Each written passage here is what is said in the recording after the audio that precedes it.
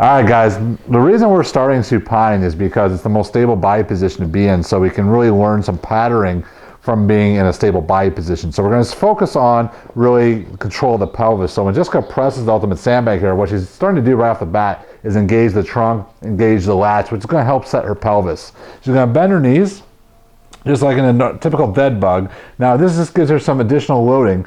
If as she drops her leg, if this is way too easy, then we can always move the weight a little bit more overhead. But for a lot of people, what they're not keen on is keeping the pelvis stable. So we don't want to see the pelvis drop forward as she's doing this movement.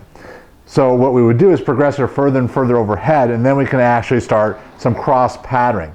If we can't cross pattern if she can't stabilize her pelvis first. So Jessica, let's come back to the middle. And so whenever we change one variable, we're going to bring her back to a more stable position, which will be over her chest. So we'll get her legs up again. And the cool thing about using the ultimate sandbag here is we can actually add rotation in the movement, working that cross pattern. So starting over her chest, now you see how she's rotating that cross pattern. So we're getting that nice X pattern and making sure she still is able to control her pelvis, but also engaging a little bit more of the upper body, again, keeping those lats in place.